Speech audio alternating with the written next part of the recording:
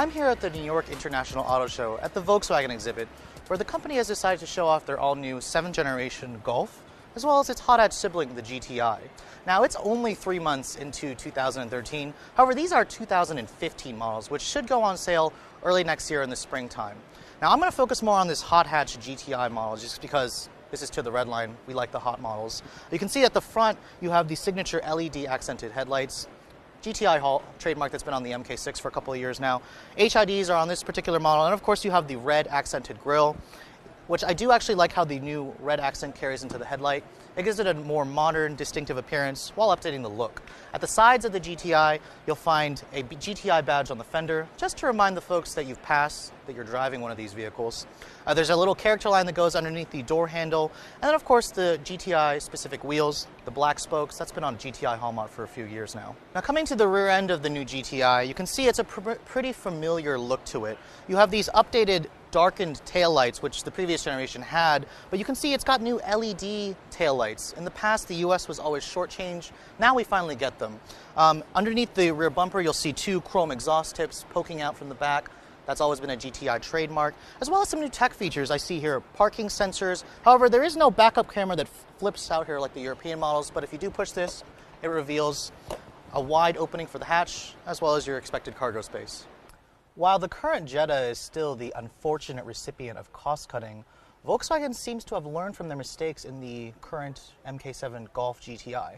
The interior here still radiates a premium upscale appearance that kind of feels like an Audi. You can see the dash has the same soft touch graining from the MK6. It's all very high quality stuff. The GTI does give you some carbon fiber look alloy trim splashed around here and there. The door panels, they're soft touch as expected, with automatic up-down windows for the driver and passenger. This big center stack right here is the centerpiece. Volkswagen has finally gotten rid of their old, dated, slow touchscreen with this large 8-inch touchscreen. You can see this is the German model, but if you just push the nav screen here, the nav map quality is just greatly improved. The touchscreen response is still pretty fast, just like all the other Volkswagens. You can see it speaks German to me. That's pretty interesting. There are 2 transmissions available on the GTI. You still have a 6-speed direct shift transmission, which this one has, and then of course a 6-speed manual for all the purists. The paddle shifters are mounted on the wheel just like the previous model. You can see the start-stop button is located right here, and of course the traditional GTI elements: a flat bottom steering wheel with red stitching, these plaid seats with the red stitching again, and you can still see here you have an adjustable sliding armrest, a cover to cover up the cup holders, as well as some new features such as the LED lighting splashed out throughout the cabin, and then a new electronic parking brake, which I'm not sure how I feel about that. Up above, this sunroof is pretty large. It looks like it's not a panoramic sunroof, but it looks like it's about almost twice the size of the last generation model. Coming to the important factor of a GTI, what's under the hood?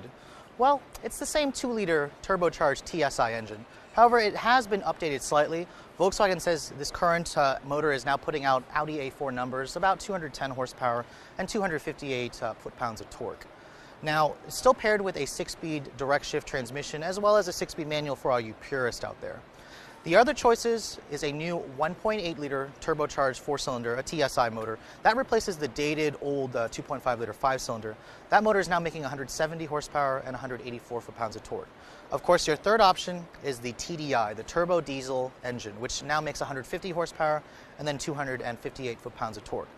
Now, this MK7 Golf GTI is about 50 pounds lighter than the outgoing model, so Volkswagen is claiming about 15% improvement in efficiency across the board.